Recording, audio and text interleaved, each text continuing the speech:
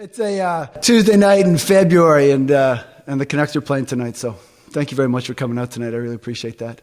If you're checking your phones for the score, I'm not offended. It's okay. It's all right. I also want to thank Amarjot back there. Thank you, Am, for putting this together and being so diligent and making it happen. So if we could just have a brief hand, actually, for all Am's hard work here, that'd be awesome.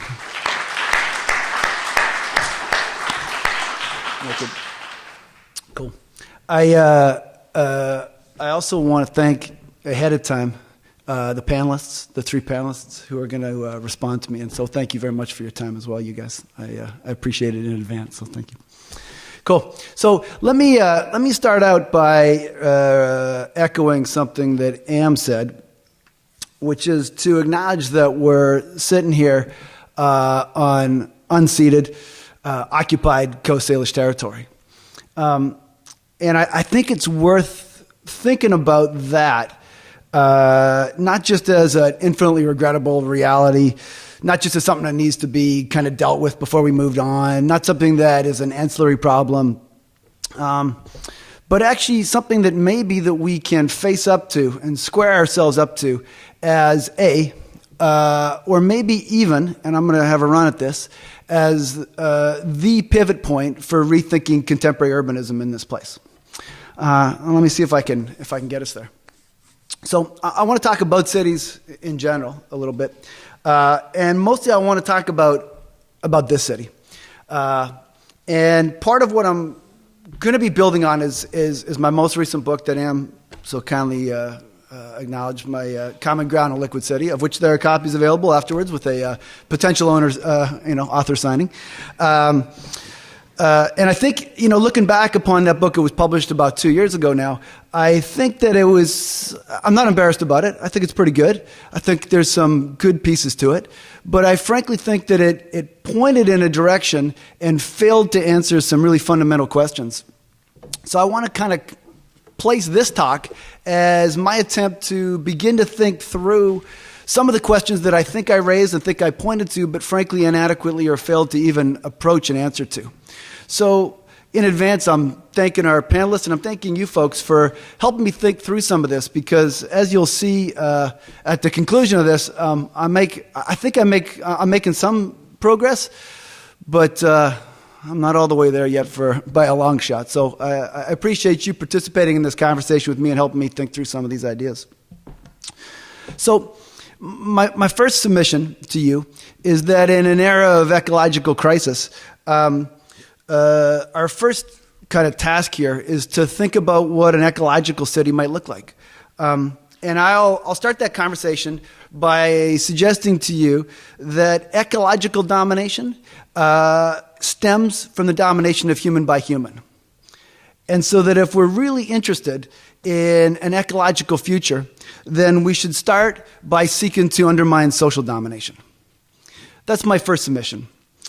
The second piece that I'll add to this argument is that we are living in a rapidly urbanizing world. For the first time in world history, this is an urban planet, and that trajectory shows no signs of slowing down. You've heard this fact ad nauseum from IBM ads on down, and that urban growth right now is at a pace of something like 1 million people a week. Something like a city of the size of Hanoi or Pittsburgh is being added to the world urban population annually. It doesn't happen like that, obviously. You don't just get a brand new city, but that's the rate of urbanization that the world is undergoing.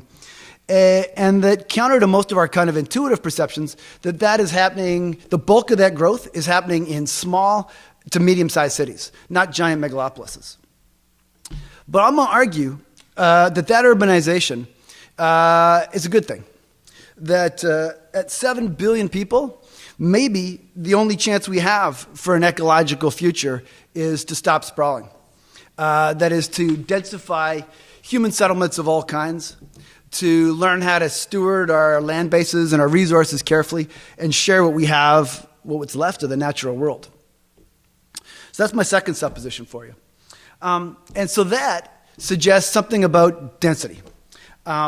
And oftentimes the argument or a conversation around density gets, I would say, reduced to a yes or no kind of false dualism. And that's, I think that it not only just obscures the conversation, but obscures the fundamental kind of exigency of density, because it needs to be thought in a contoured, nuanced way, and it's only one part, a key part, yeah, but only one part of that picture. It's certain that there's all kinds of benefits that potentially flow from density. Public transit is possible, complete walkable communities, social vitality, cultural possibilities. That part has become almost progressive planning orthodoxy. But not all kinds of density, obviously, are equally good. There are, battalions of glassy skyscrapers or brutal concrete blocks, or there's all kinds of density that you could imagine you've encountered personally that look nothing like urban conviviality. And much of what we've encountered in conversations about density are really arguments in favor of densifying developer profits. And really what you'll notice, for many of you who've visited different cities around the world, is that some inner cities are fabulously dense. Think about places that you know, like Istanbul or Paris or Lower Manhattan. They're as dense as you would ever want a city to be, and yet there are no skyscrapers, that there are only 6 to 8 story walk-ups. So I think that thinking about density, we have to nuance it and we have to contour it.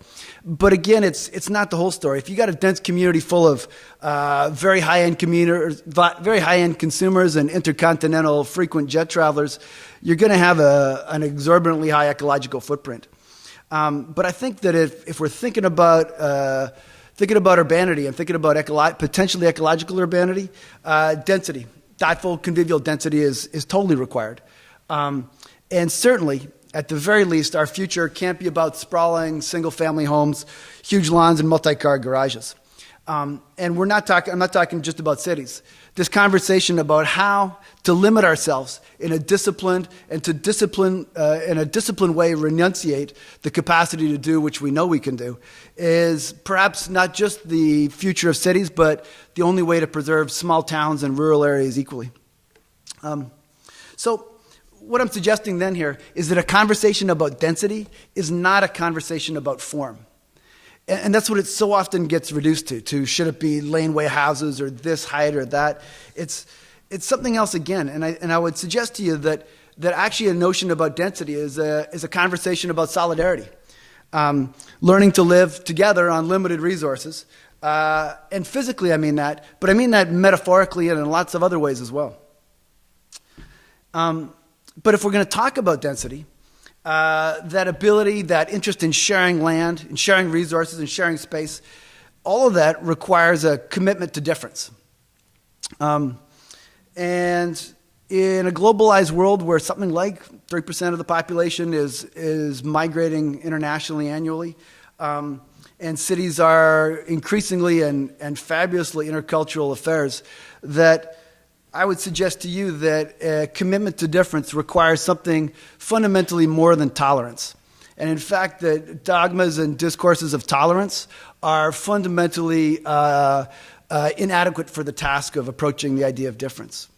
If we're going to be able to share space, if we're going to be able to share limited resources equitably and with solidarity, then difference is not going to get us there, or tolerance is not going to get us there. Tolerance, if I can echo people like Gustavo Esteva and Ivan Illich, is actually a polite distaste for the other. I'm going to quote Gustavo here. He says, "The tolerance can never embrace. It suffers differences instead of being hospitable to them. Though more gentle or discreet, tolerance is merely a different form of intolerance. Toleration," Goethe observed, "ought in reality to be merely a transitory mood. It must lead to recognition. To tolerate is to insult. Hospitality, in contrast, embraces the radical pluralism of reality, the incommensurable otherness of the other. Hospitality means opening your arms and the doors of your heart to those who are radically different." So I think in lots of ways we come to cities and we love cities and we continue to stay in cities despite all the problems of urban life, in large part because we love to encounter difference. It's about running into people who don't look like you, who don't act like you, who don't think like you. And more than that, who don't believe like you. And difference, that encountering of the other, means embracing a city that's full of surprise, that's full of serendipity, that's full of unpredictability and it's full of risk. And I mean that in all senses. I mean that in an architectural sense. I mean that in a cultural sense. I mean that socially. I mean that politically. And I mean that to suggest that a city that embraces difference and is willing to move beyond tolerance can't be totally safe. It can't be totally planned. A city has to have some risk in it. If it's too tightly choreographed, if it's too managed, if it's too manicured, that difference, that life gets sucked out of a city. And so what I'm actually speaking to is a politics of alterity. But that alterity, that idea of difference, so often gets reduced to an individualist ethic. And so I'm going to submit to you again that the approaching an incommensurability, that is to say, the radical pluralism that cannot be reduced to simple tolerance, means something like a politics of alterity combined with a politics of community that is both nuanced and subtle and doesn't reduce ideas of difference and community to expunging ideas of difference. That community and difference are actually support one another. And I would suggest then that that ideal of difference and that ideal of community has to be participatory. That thinking about this can't be just about giving good ideas to planners and hoping somebody acts on it. That community and urban planning is not that it's something that is done for people and then people live in it. It has to be alive, unfolding, it has to be constantly changing. Otherwise, the ideas of community and difference become commodities that people expect and feel entitled to, but don't feel emerges from their own activity. And when I talk about a participatory city, I'm not talking simply about mechanistic events like voting or coming to a community meeting or something. I'm think about the art gallery steps. Think about skateboarding. Think about holding a potluck in a park, parties in warehouses, yarn bombing, guerrilla gardening, critical mass, manhunt. Think of all the versions of this, all the renditions of people actively inhabiting their city and subtly changing the uses of a city. When I think of this, when I think about somebody actively inhabiting a city, I think about street hockey. I think about even watching hockey set up in a screen in a street. I think about bringing a barbecue and having a few beers in the park. All those are reconfiguring city space in a participatory kind of way, rather than just simply adhering to official sanctioned activities. There are people that are actively inhabiting the city, and to me that suggests a commonality that is far deeper than just public. And I would say that there's a motion that I'm looking for that moves a city simply from beyond debates about public space and private space and towards common space. And I'm suggesting for that to emerge that a good city then has to unfold. It has to be agile, it has to be flexible, it has to develop incrementally. It's something that has to live and breathe, and people have to be able to take part in and govern what happens on the street. It's people's everyday activity, their unplanned everyday vernacular activity that could and should shape a common city. Because if a city is to be commonly held, it has to be commonly governed as well. And I mean that not in a functional mechanistic sense, but in an everyday lived sense. But if people are going to be able to participate in a city, then it has to be an equitable city. It has to be a city where everyday people are not pushed to the furthest margins, where social marginalization is accentuated by physical isolation. We can't have people working so hard that they have no time and energy to participate in public or common life. We can't have housing so expensive that everyday people have to leave or are scrambling to make rent. You know, and I think about this all the time, you know. I think about this, the notion of time and how busy, and how often you talk to one of your buddies and someone says, the first thing they say, how you doing? The first thing they say is busy. So busy. I'm busy, crazy busy. And as soon as I think, and I recognize that in myself so clearly, this idea that city life gets so tight and gets so squeezed by busyness that there's nothing unpredictable, nothing serendipitous that can come of it, that there's no room to move, there's no room to go, oh, what's that over there? Maybe I'm going to go check that out. I got no time to stop. I got no time to pause. I got no room in my life. And I think that part of that, and I've noticed this so much among my friends and certainly among myself and my colleagues, is that busyness is partially cultural and partially kind of proto-psychological or whatever. But in a lot of ways, it's a reality that people are busy in the city because they're hustling to pay their rent. They're busy because their times are squeezed and because workaholism has begun to be embedded in the DNA. But But that kind of reality, that kind of city where people are so managed, so choreographed, and their lives are squeezed so tight that almost nothing can happen, then ideals of a participatory city begin to fade into the distance, and we begin to turn over one of the most important parts of our lives to experts. Well, I hope somebody else is handling this. I'm pretty sure someone else has got that. And the only times you can participate in public life are through officially sanctioned activity.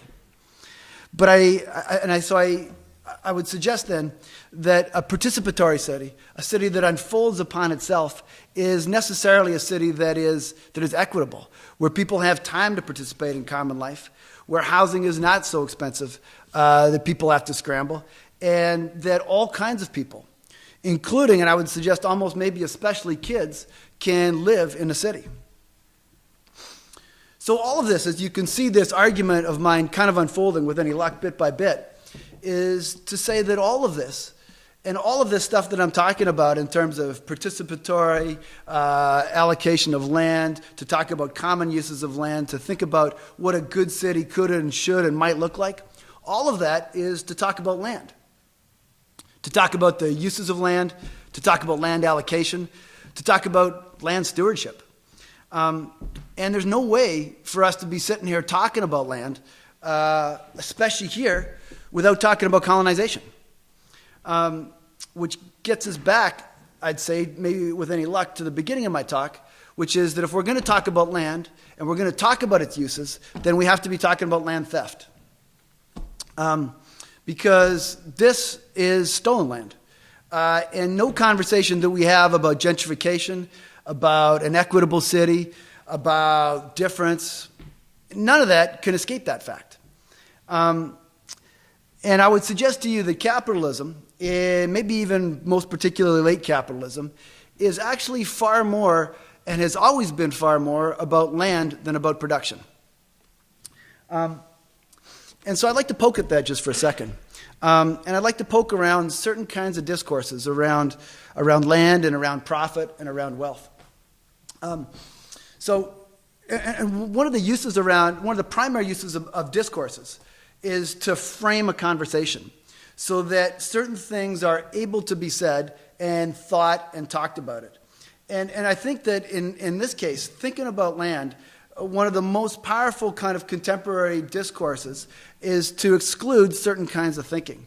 And oftentimes that seems fanciful or super flaky or super hippie in some ways. But in other ways, I think it's really useful to begin to try to get imaginative about what we talk about when we're talking about land use. And I think even more than that, I think it's required of us as all of this conversation happens in the context of really in many ways the most heinous of social crimes imaginable, which is genocide based on land theft. And so let me suggest to you just a little something here, which is that most places in the world, this place certainly included, think about water as a common good. That places where attempts at water privatization have taken place, think, for example, Bolivia. There have been instantaneously and internationally supported and reified objections, protests, oftentimes energetic and violent protests against the idea of water privatization. In our world here, that in a place that is consumed by water, that thoughts about privatizing our water source are almost unthinkable. We think of water as a common good, in particular good, clean, fresh drinking water. So let me suggest to you, let me just give me another suggestion then, is that can you imagine, let's just say some years down the road that there is another budgetary crisis in the city of Vancouver, and let's say that the budget shortfall is quite tremendous, and that the city of Vancouver is scrambling to make up lost, to make up stuff, to make up lost revenue, and that they announce a plan that we're going to, as a city, that we're going to allow for the private ownership of air. That that it's totally understandable that people are nervous about this, and because air is something that we all need and we all live, and it's inseparable from everyday life. But we're gonna we're gonna put we're gonna put some air aside from for people. Nobody's gonna go without air. Like everybody's gonna have a bit of air to breathe, but we're gonna put aside some for poor people, And we're gonna subsidize some air, and we're gonna set aside some parts of air for park use or something. But most of the air is going to enter into the private marketplace. Let's just say that we're going to put out, let's see what happens, because there's different qualities of air, right? Some air is fantastic and you breathe it and you feel fresh and alive, and other air is kind of icky. But let's put it on the air. We're going to generate a tremendous amount of new revenue streams for the city of Vancouver by privatizing air. You can see where I'm headed with this, right? It sounds stupid, right? I mean, like, it's unthinkable. Why would someone think about privatizing air? Why it's unthinkable to think about profiteering off of air. And in the same way, we consider it to be essentially unthinkable to consider profiteering off of water. So, but why then? And I would suggest to you, why do we allow profiteering off of housing and land? And I'm interested in thinking that through in some ways, because as an essential part of everyday human life, air, land, water, and food, why do we allow those to enter into the private marketplace? Why do we allow private profiteering off of the public, or I would say even more so, the common good? So in that spirit, I'm interested in lots of things, and that sounds like I'm spinning out a little bit far, but then think about the essentials of everyday urban life that we're come to rely on. And I would think of something like, let's say, a library, which is in many ways the most banal and non-aggressive of everyday community institutions. And yet the idea of a library is founded fundamentally on the idea of a non-market sphere, of people getting together to be able to borrow library books and bring them back on time and share intellectual resources, not just books, but all the other stuff, with the ideas that actually, the city of Vancouver or the library board is going to own thousands and thousands of titles, so you don't have to. We all don't have to buy all our own books because we can just share them in a big building downtown or in regular branches. Similarly to the idea of a park. The idea of a park, of pulling certain pieces of land out of the marketplace and allowing it for common use, is considered essential to any kind of good urbanist thinking. So I'm interested then in taking that kind of logic, the idea of commonly held non-market spheres in a city, and aggressively enlarging them. So I'm interested in libraries, and I'm interested in parks, but I'm interested in all kinds of other stuff. I'm interested in co-ops. I'm interested in shared equity ventures. I'm interested in community land trusts, and many, many, many other renditions of this that you can think about. And part of that for me is to think about how we can enlarge that commonly held non-market component of the city so that everyday people can live and work here, and the actual fabric of this place is built on shared resources and, I would say, solidarity. But again, and to get back to my kind of concluding point here, is that thinking about public space, then, about common space and about shared resources, all of that can't be disembedded from thinking about colonization. And I would say even more, one step further, to think about decolonization. And I'll submit to you then, as a conclusion, that if settler society can honestly square up to that, to square up to what the ideas of redress and land justice mean, and if we can have that conversation for real, if we can have it for together and thoughtfully and creatively with the possibility of real action embedded in that conversation, then I would say that we might have a conceptual framework for thinking about what an equitable and ethical urbanism might look like. But I would suggest to you that thinking about commonality then has to lead us to thinking about domination and solidarity. And then, if by comprehending and disassembling the structure of domination that is embedded in this place by land theft, then we might have the possibility of sowing some seeds of an ecological future. Done.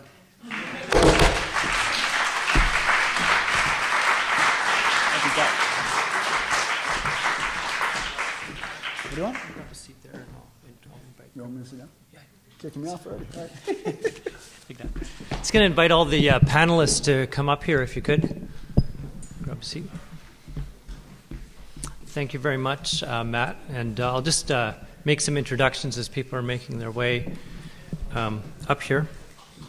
Penny Gersten, as I mentioned before, is a professor at UBC's School of Community and Regional Planning. She's also involved with Margot Young, who's a UBC professor of law, in the Housing Justice Research Project, which has been doing a lot of work in this neighborhood, and we've been partnering with them at SFU as well.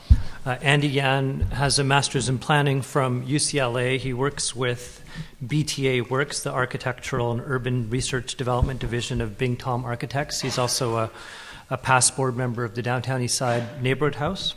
And Andrea Creamer is a visual arts student, and she's part of the collective part of the Toast Collective, which is an artist-run center on Kingsway. I'm going to maybe pass it on to Andy to begin with the responses. They're going to respond for 5 to 10 minutes each, and we'll make our way down, and we'll get into a conversation. There'll be some time for a Q&A after that. So. All right. Thanks, Sam. This is actually my first time commenting on a following speaker, so I hope I don't ramble on here. It was interesting. I was just kind of thinking about Matt's previous work, Common Ground in Liquid City, and it kind of really fascinated me to kind of think about, well, the barnacles out on Burrard Inlet, that we see tides come in and out, and yet we have such an incredibly diverse and dense kind of sea life along the shores of Burrard Inlet. And I kind of think about the kind of challenges we have in building this kind of city that we have at this former village on the edge of a rainforest, and how do we kind of allow our kind of rootedness to occur in this city. And yet I think I'm admittedly not a deep theoretical urbanist. I'm more an insurgent demographer over anything else. And one of the kind of really interesting stats that I have been trying to think about in thinking about how do you grow roots in a liquid city is actually this kind of question that I had posing to our staff at the firm. And I'll pose it up to you is, within this room, how many people were born in the province of British Columbia? I'll look around, right? And how many people were not born in British Columbia? Those born in the US, born in Saskatchewan, born in Newfoundland, born in China, born in Hong Kong. And this actually brings off a rather kind of interesting statistical element of Metro Vancouver and indeed the city of Vancouver, which is the idea that only 60% of the population of Metro Vancouver, 60% of the population of the city of Metro Vancouver were not born in the province of British Columbia. That indeed only 40% of the population in Metro Van were actually born in this province. I actually posed this in the firm, and I actually ended up to be the only one in the firm that was born in the province of British Columbia. So any sense of jobs for British Columbians, I'd be a party of one in a firm of 40. So I'd be kind of out of luck. But I think in that rather kind of, and it's fascinating when you kind of compare that to cities around Canada, that this is actually the highest proportion of, if you will, strangers coming to a single metropolitan area in Canada. That if you that Calgary, the following stats come into Calgary, Edmonton, Toronto are the kind of following numbers. That they actually have a much larger proportion of people born in those respective provinces in those respective city regions than the city of Metro Vancouver, the cities of Metro Vancouver. And as such, I think it poses, one of the kind of largest, what I think is a significant challenge in developing roots in a liquid city, and actually even engaging this issue of colonization, is really how do we pass on an urban memory? That how do we remember when many of the people never experienced being part of the histories of Vancouver? And very much, Vancouver always talks about how it is itself a very young city, and perhaps it is to a certain extent, but also a lot has also happened here.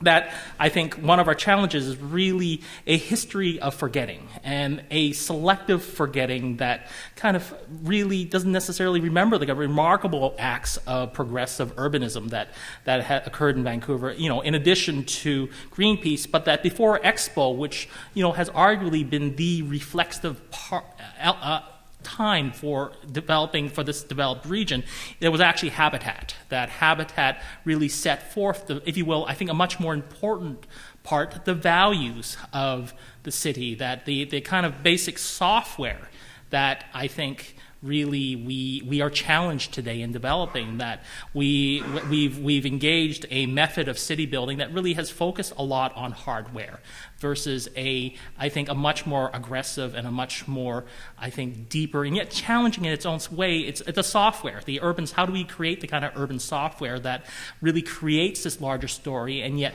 also allows for this kind of embracement of this remarkable history that I think in itself has yet to be really explored. I think part of this kind of decolonization element of Vancouver is it's not about you white people. That part of this is breaking away and understanding the deep relationships between Chinese Canadians and First Nations, the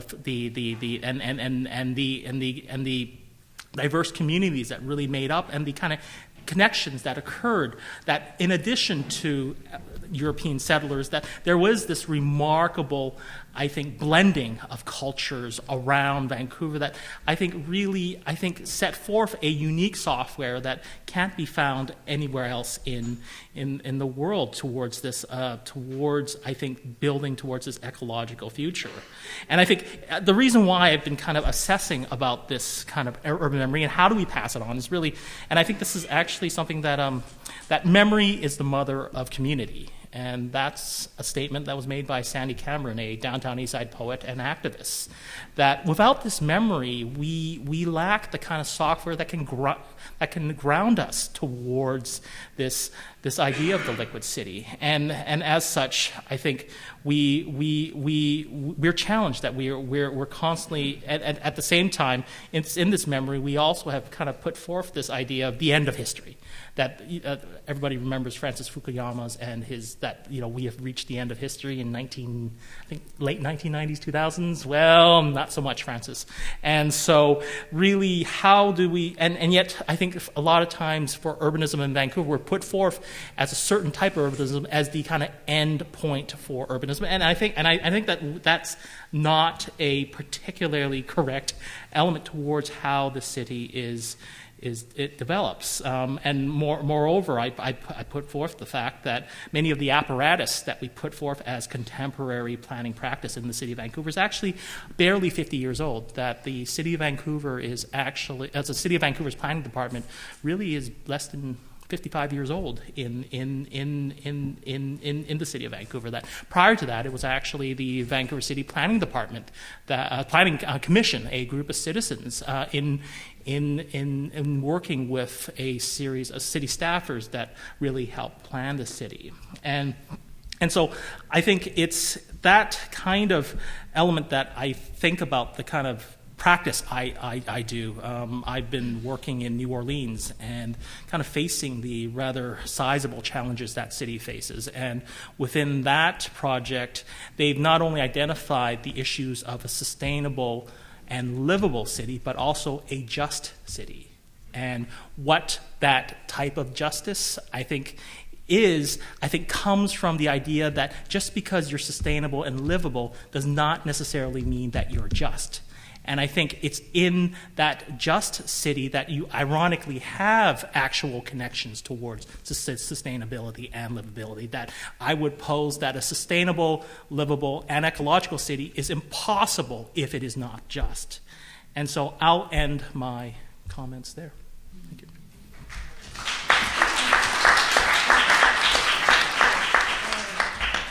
So thank you. I first want to start by acknowledging Matt's, I think, contribution to the larger discourse around Vancouver and I think Canadian cities and others as well.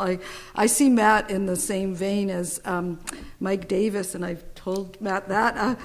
Mike Davis is an urban theorist who's focused on Los Angeles, and he's used a sort of social justice lens to really look at the city, and the kinds of insights he's derived, I think, have been really significant for us to understand cities like LA, and I think Matt is doing the same kind of work in Vancouver. So I really am pleased that there's somebody there here doing this. So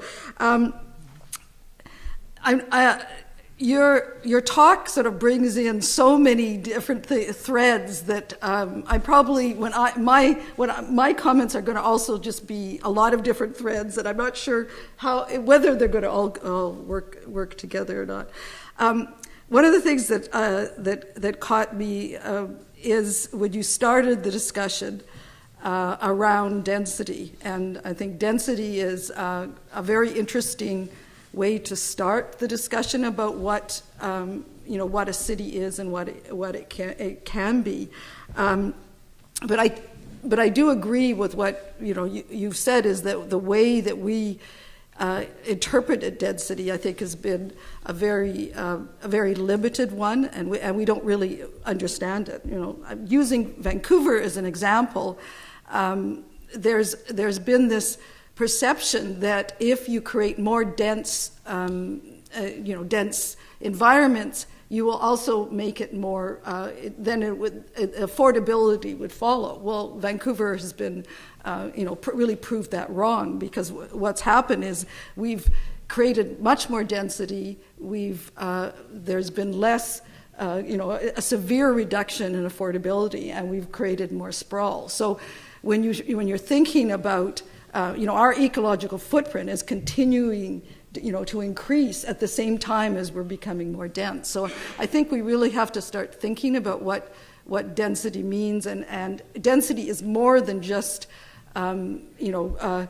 building dense. I mean, it has to be the way that you do it, and the kind of and what are the elements of that density, to create the kind of communities you're talking about. The other thread that sort of piqued me was when you were talking about the sort of the need to why just tolerance is not enough in creating communities. And I always go back to, and this is, I really feel, is a seminal book by Richard Sennett, The Uses of Disorder. And that was written in the 1960s, and it's a very small book. It's like, and I would recommend anybody reading it, because what it talks about is that the only way you really can really get to know somebody is by actually relating. And at that time, he was talking about it face to face. I mean, now we have all these other ways of communicating, but it can't be just assumption that everyone is alike. That just because you're a neighbor, that means that you actually think alike. It has to be, you have to actually create community by dialogue. And I think that you've sort of really, identified that as a really important point of what community is about. And I think, using Vancouver as an example, I mean, this was something that was brought up in by the Vancouver Foundation when they did a survey, that what people found the most distressing about Vancouver was that there was really lack of community. You didn't know each other. You didn't know your neighbors. You didn't know all of those sorts of things. So anything that kind of can really further that, I think, is what is going to be able to be leading to community. But that's sort of another thread that you brought up for me. Another thread that came in was when you were talking about the privatization of our resources. And I sort of turned to Andy and I said, well, that's happening already. When you're talking about privatization of air, that happens. That's the way cities are being built right now. That's specifically Vancouver. We're way that buildings get to be as tall as they are is that the developers sell air rights. So we're actually privatizing air. So we sell air. The city sells air rights so that they could so that there could be some amenities somewhere else, so they could build higher. Well, no, I'm not sure that's exactly right. Maybe Andy can explain it better, but anyway, but it is, they're talking about air rights. So it is actually we are doing that already. We're privatizing our resources, and that's happening. And that's one of the things that, phenomena that's going on in BC is that increasingly our resources, like our water, and again, this is what hydro is doing, is that they've privatized the water and shipped it off somewhere else, so that we're sort of losing all of those things that are part of our community. So when you said this may seem sort of an odd example, it's not. I mean, I think about that all the time. So it's it is something we really need to be thinking about. Another thread of the many that you came up with was when you were talking about the sort of how the colonization has created the kind of city that we have developed. And I was thinking about and this might be a question for you, is what would Vancouver be like if it didn't have the history of colonization? And what could Vancouver be in the future based on its history?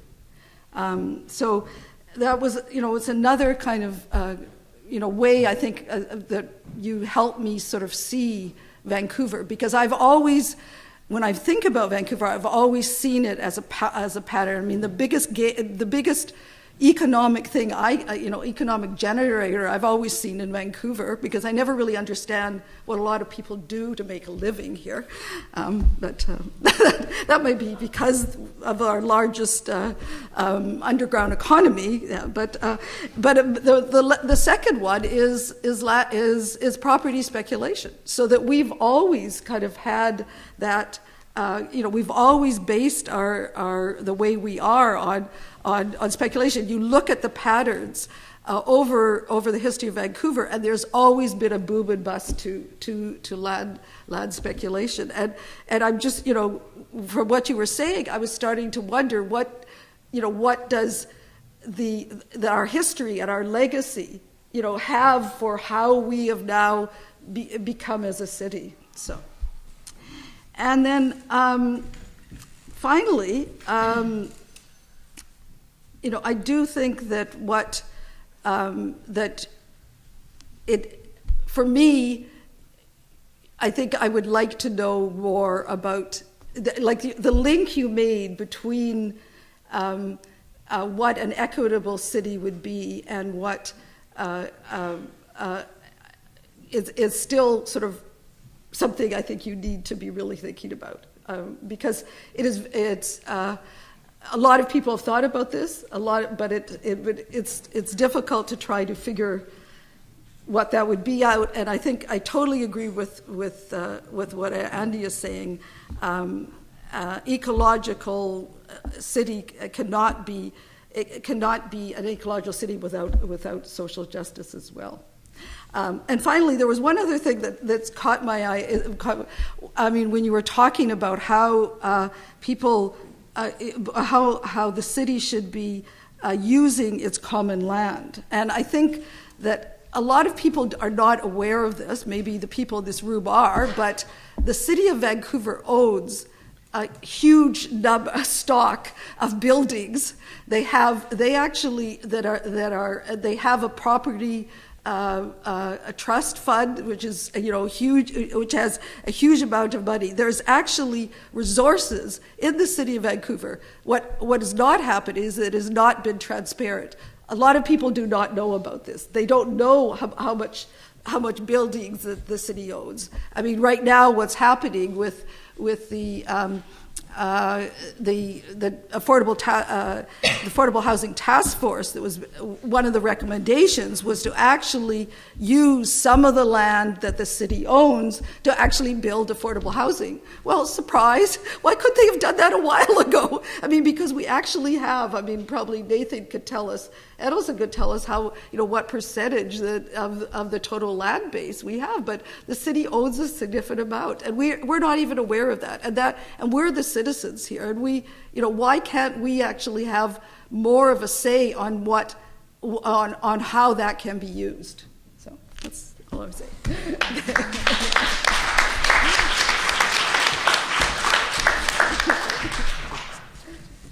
I kind of decided to approach this kind of as a product of this densification. So I'll just start by saying that I am a student and a student loan borrower and a renter. I'm a community organizer and a collector of other people's junk. So at this point, this is what I own: my education, my debt, and the relationships I have to the people and the spaces I inhabit, and a home full of thrift store finds. I live in a basement suite in Mount Pleasant and have for 6 years. And the only other place I've lived that long is the home that I grew up in Vancouver Island. So this has kind of afforded me some flexibility. While my place is dark and has other unattractive features, I've been allowed particular freedoms, and when they've seemed too restrictive, I've turned outward to the neighborhood in search of brighter spaces and garden plots and people. In October of last year, I took over a lease with a friend of a community space that Matt's familiar with, called the Toast Collective. And I pride myself on the longevity of the space. In the current state of disappearing venues in Vancouver, it is collectively run by 5 groups of individuals that are as diverse as the city itself. We all have somewhat different agendas for the space, definitely different ideas, but have continued to make something happen. Spaces like this, I see them as areas for making, creating, and gathering, and our extension of our own likely overpriced and maybe dark rental suite in the basement of someone else's home. But do we offer enough diverse programming? I often think about this when I'm thinking about the Thistle. I think that we could probably do better because there is kind of a homogenization within the space. In the 11 years that I've lived in the neighborhood, I have never felt more torn between loving the spaces I exist in, where I organize and create, and loathing them. Mount Pleasant is rapidly changing, and I'm finally considering moving into a less desirable neighborhood so that I can have the freedoms of extending into my own neighborhood again instead of being confused by these planning and development booms that you were talking about. Probably moving a little bit closer to the Thistle, actually. Just kind of thinking about, I guess, the diversity of our programming at our space. And we were talking, yesterday I was painting with my collective, and we were actually just kind of bemoaning the same kind of comments that you've been saying. And I just wanted to echo and agree. Thanks. Sorry.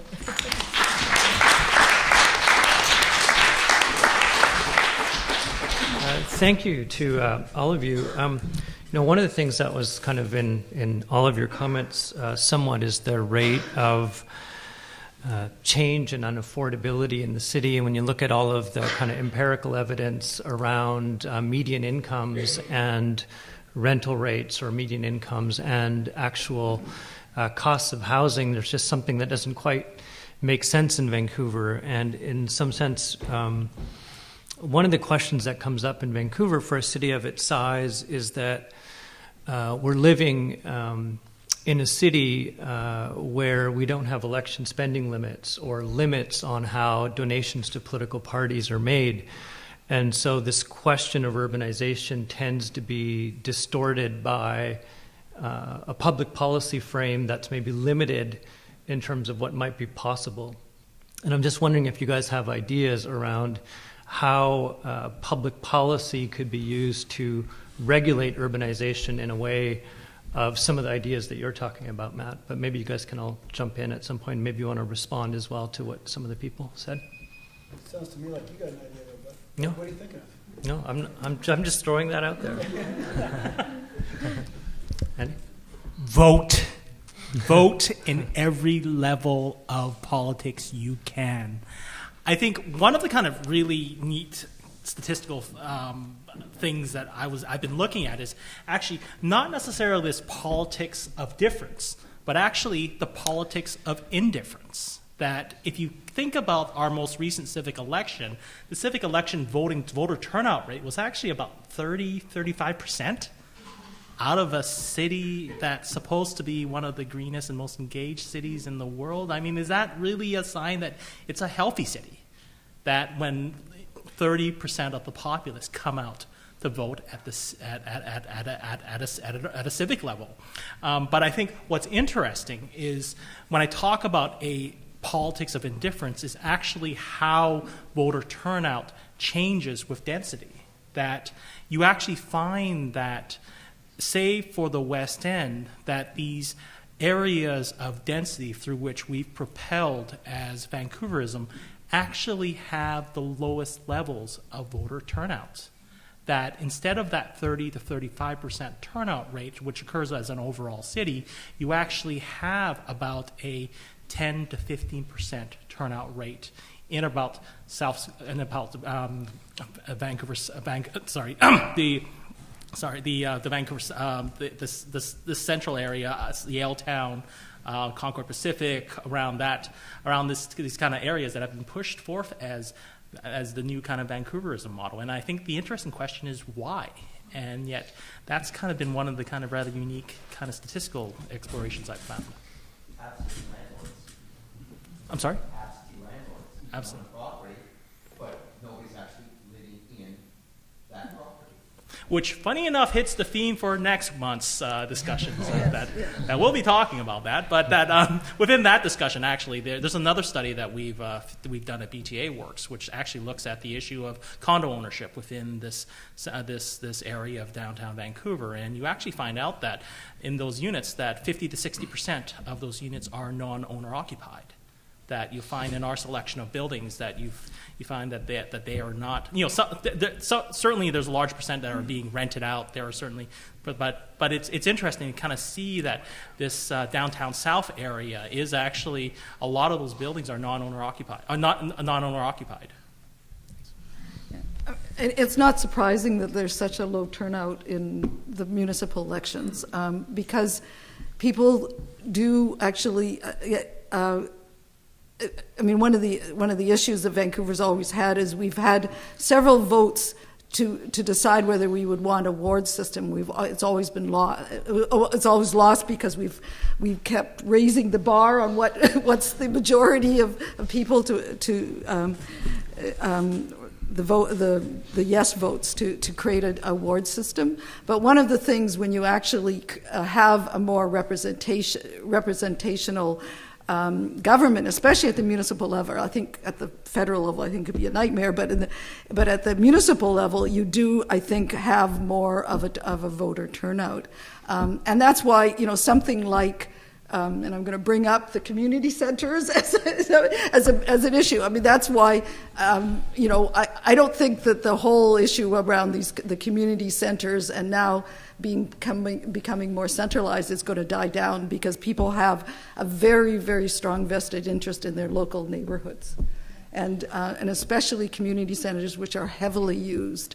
And people really have a strong sense of kind of ownership over them. So, can I throw just a little something there? I mean, so when you suggest political processes and your answer is to vote, I agree, and I think I don't agree. Actually, I think that actually part of my suggestion might be don't vote.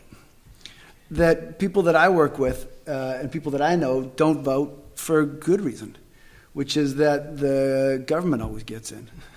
It's the same Coke or Pepsi choice over and over and over again, and that this default expectation of experts to save us from ourselves, in fact, may be inadequate for the task at hand. That, in fact, maybe what we need are mechanisms for actual community participation at a local level. So from thinking of little city hall movements, I'm thinking of every kind of mechanism that allows democracy to be decentralized at a very fundamental level. So, yeah, vote, and yeah, maybe don't vote. Or maybe at least be cynical about what your voting is getting you. But then, if you don't vote, you get the government you deserve. I mean, I don't get that. I mean, you get the government you deserve if you don't go vote. Now, are we entering such a cynical time that we find voting as a waste of time? Because then, consequently, what kind of city do you get? Yeah, unfortunately, the young people actually, there's a huge cynicism around. Sure. I promoted shit Harper did way too much, and it didn't get me anywhere. I'm actually going to open it up. Let's not go there. Let's just leave it there, but just leave it sitting there. I'm just going to open it up to questions from the audience. We have a mic in the back that's going to be available that just helps with our recording. So if you could just put your hand up, and the microphone will find you. Nicholas, were you? No, I've got someone up here. Two layers of questions, highly related. Thank you.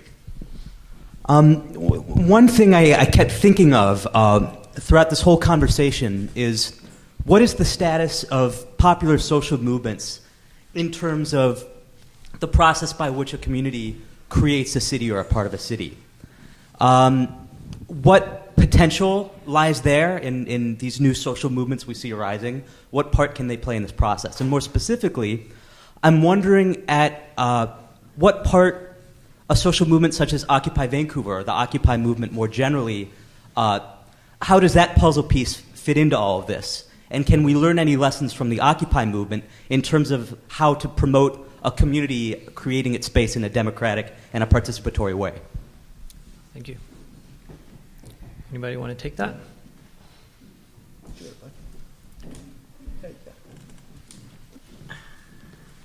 Well, everything always seems to come back to Occupy, but I think that prior to even Occupy happening, people are coming together and organizing. They're getting out of their houses, they're finding new spaces, trying to come together and pay collective rents places. And those are creating the type of city that we want to live in. Whether something happens with it or not, similar to Occupy Vancouver, I think it just makes you a concerned and informed citizen, and then at least you're able to exist and create in a place, whether you're voting or not, or whatever's happening that you want to be in, that is important to you. I don't know. Beyond that, it's still kind of a confusing, looking back, it's not even all that very far in the recent history, and it still doesn't really make much sense, I think, sometimes. I think the most significant thing that could change the way that the relationship of citizens to municipal governments is that if there was a serious participatory budgeting process. So that would mean that there'd be transparency about what the budget is about, and actually ways of engaging in how a city budget gets spent, and that would actually affect change. So, and it's been attempted in some places. There are examples. Porto Alegre is known as a very good example in Brazil. There's others that have tried to use it. I think but I think that would significantly affect. Do you have any more questions over here, or somebody over here? Yeah.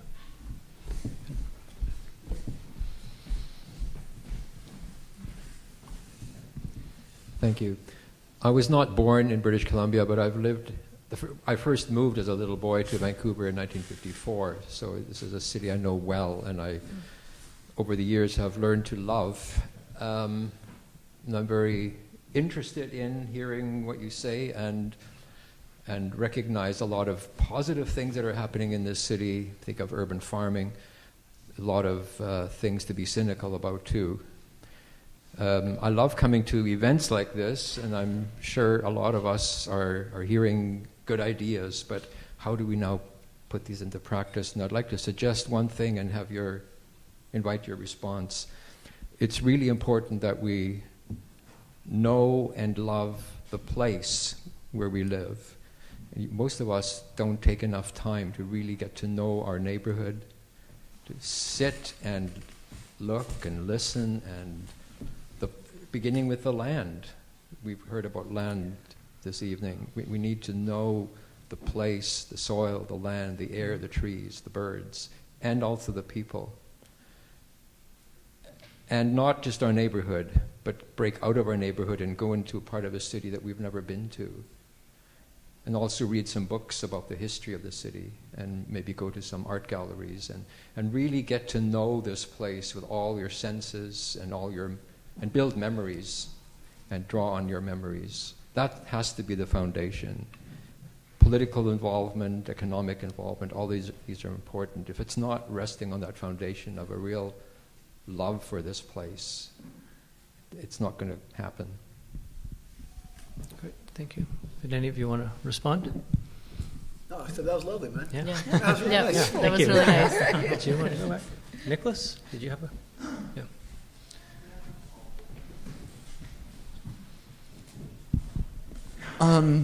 I guess maybe I wanted to bring a bit of specificity to the electoral issue here that Anne has raised, and I think there are a lot of people in the room.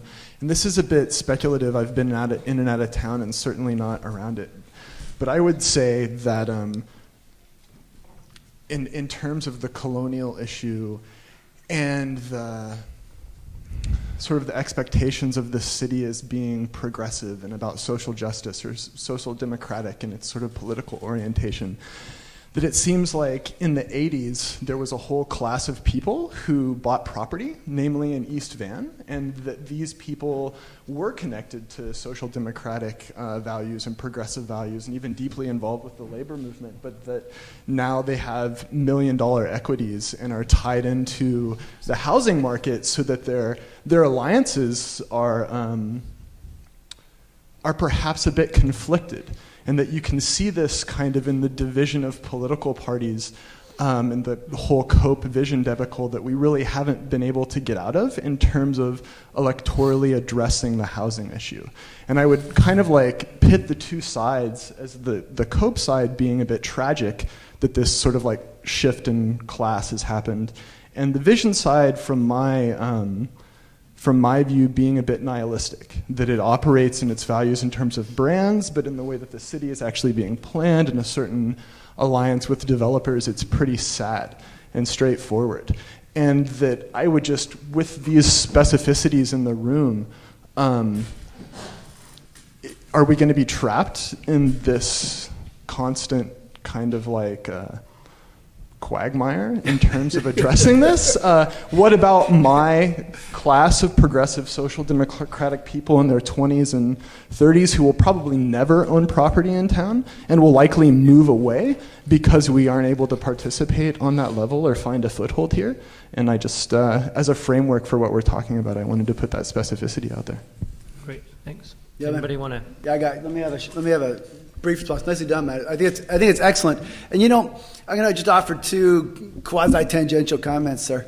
One is that and I've been having this conversation frequently, and there's an ongoing kind of rolling conversation among people that I encounter, and likely that you all know about gentrification.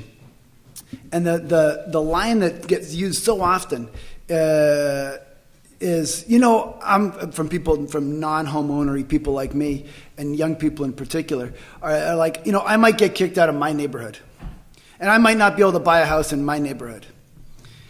And I feel that. I feel that anxiety very personally. And I wonder how it feels to an Italian immigrant, an Asian immigrant, and more specifically to somebody who has got thousands of years of Coast Salish heritage here when they hear somebody like me say, that's my neighborhood. So I catch myself saying that all the time, and it strikes me as super problematic, frankly. That's one thing I just wanted to add to your problematizing the question.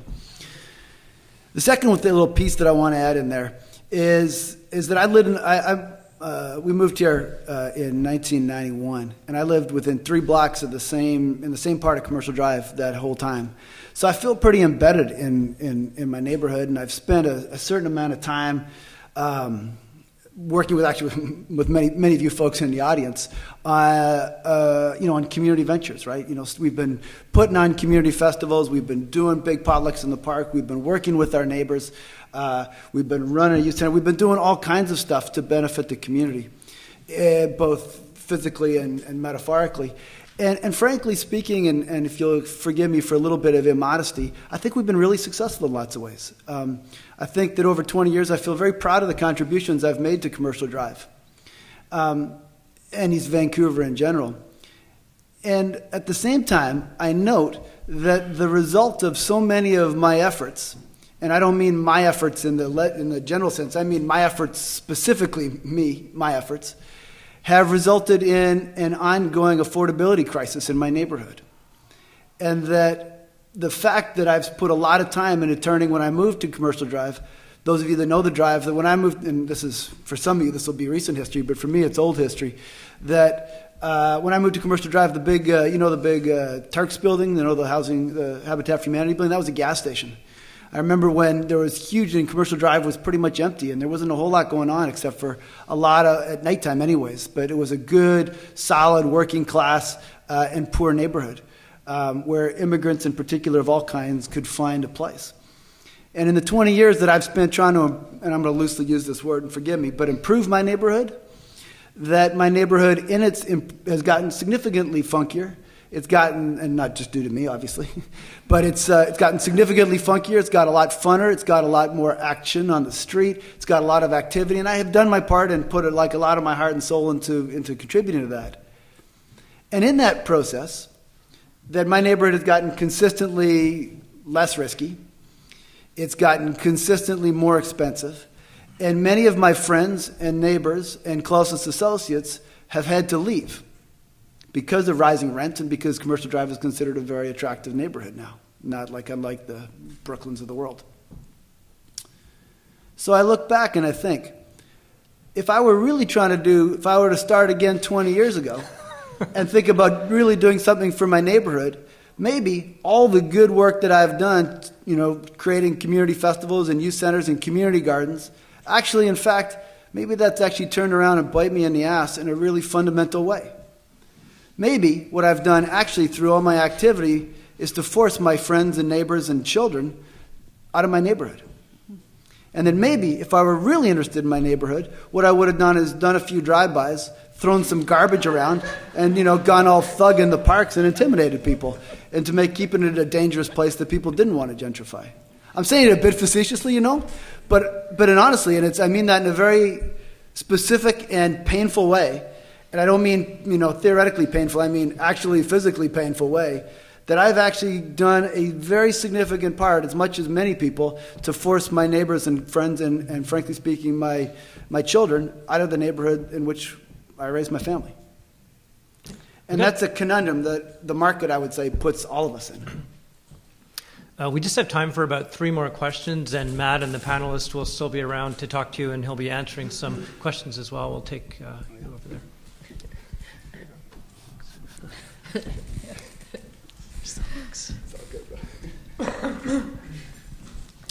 Yeah, one of the focal points of your talk was about stolen land, and specifically this land being stolen from First Nations.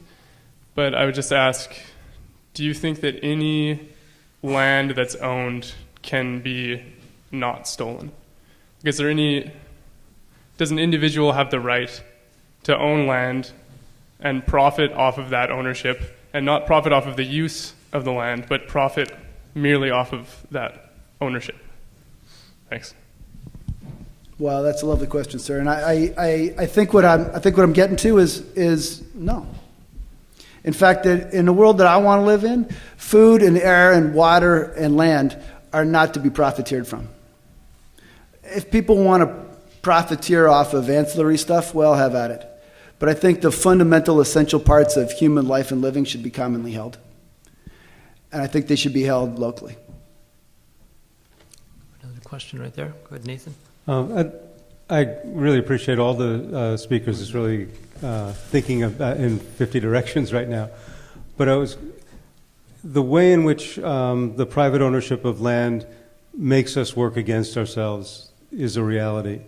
And I think that in this time, because of rising property values, I don't think it brings about those property increases necessarily. The location of an area, its historic fabric and so on play a significant role as well. But I think for this period of things we can actually do, I look at the publicly owned lands, and there's a lot of them, and I don't know the exact amount. I know that Andy does. But whether it's, and if we look at, say, if we had on one side, we said, don't do this. Look at Little Mountain. Sell it off, tear it down, and eventually there'll be some replacement of housing. I think that issue needs to be fought, and it's remarkable that the neighbors in that community are supporting the low-income housing. But that's a big issue, to keep that. The big issue here is, though, that the province is selling off the land. So we have a big parcel of publicly owned land that's being sold off. Another example is South Falls Creek. The leases on city-owned land are coming due, And it's becoming a real issue. And we have to decide, do we renew the mandate of a mixed community with lots of co-ops and the kind of housing and public amenities that we talk about as a model for the next century, or do we let it go? And another example, and this is the last one I'll give, is the viaducts. We're creating new land. What's going to be there? Who's going to own it? Is it going to be public, or is it going to be another set of privately owned condos? Thank you. Thank you, Nathan. Did anybody want to respond? Those are all really good questions. We have another comment in the back, and that'll be the last one, and our panelists will be around to answer more.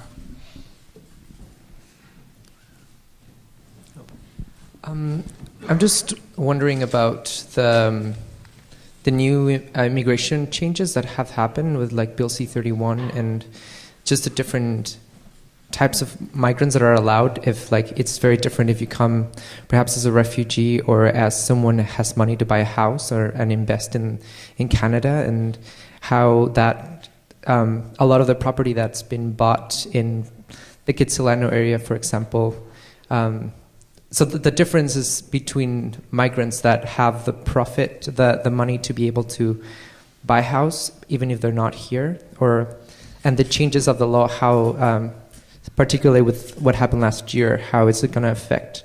Because it also, when you're saying like, it's hard for me to call a place my community, but it's really hard for me to call even Canada my community when my status is not even, it's fluctuating and not even permanent. So that's...